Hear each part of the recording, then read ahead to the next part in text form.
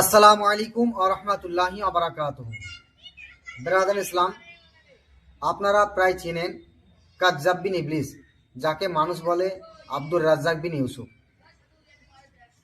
একে যখন জিজ্ঞাসা করা হলো একজন মা তার শিশুকে, তার সন্তানকে কতদিন দুধ পান করাবে, সে উত্তরে বলে ও যতদিন ইচ্ছে দুধ পান করতে পারে, যতদিন দুধ থাকবে ততদিন পান করবে। এমন এতদূর পর্যন্ত বলল কি যদি একটা ছেলে ও মনে করে বিয়ে করতে যাচ্ছে, তার পিপাসা লেগেছে, বিয়ে করতে যাচ্ছে এমন তো অবস্থায় যদি চায় তো ওর মায়ের দুধ পান করেও যেতে পারে। উল্লেখ্য যে বাচ্চা মায়ের দুধ 2 বছর খাবে এটা নয়, বাচ্চা মায়ের দুধ যতদিন বুকে দুধ আছে ততদিন বাচ্চা খাবে।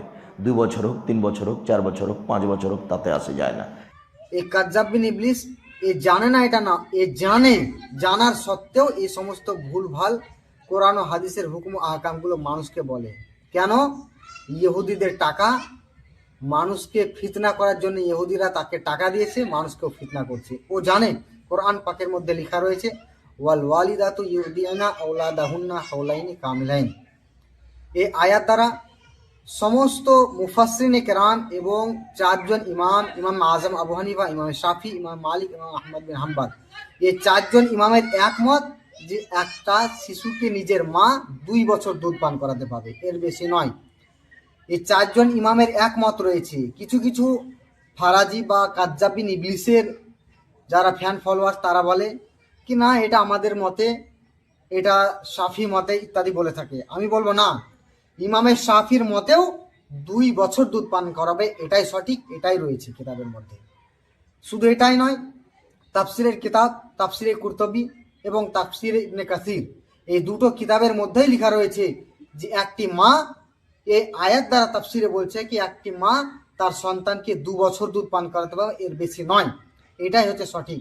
এই তাফসিরগুলো কাযযাব বিন ইবলিস জানেন, জানার সত্ত্বেও মানুষকে ভুল ধারণা, ভুল কোরআন পাকের ভুল তাফসির এবং ভুল আহকাম মানুষকে দিচ্ছে। শুধু এটা নয়, এর বিষয়ে তিরমিজি শরীফ এবং নাসাই শরীফের মধ্যেও রসুল পাক সাল্লাল্লাহু তাআলা আলাইহি ওয়াসাল্লামের হাদিস রয়েছে। রসুল পাক বলেছেন কি একজন মা তার সন্তান, চাহে কন্যা সন্তান হোক চাহে ছেলে সন্তান হোক, উভয়কে মাত্র 2 বছর দুধ পান করাতে পারবে, এর বেশি নয়। এটাই হচ্ছে সঠিক হুকুম আহকাম। এর চাইতে বেশি দলিল নিতে হলে আপনারা কমেন্টে জানাবেন। অবশ্যই আপনাদেরকে কোরআন এবং হাদিসের রেফারেন্স অনুযায়ী আপনাদেরকে কমেন্টে জানিয়ে দেওয়া হবে। আসসালামু আলাইকুম ওয়া রাহমাতুল্লাহি ওয়া বারাকাতুহু।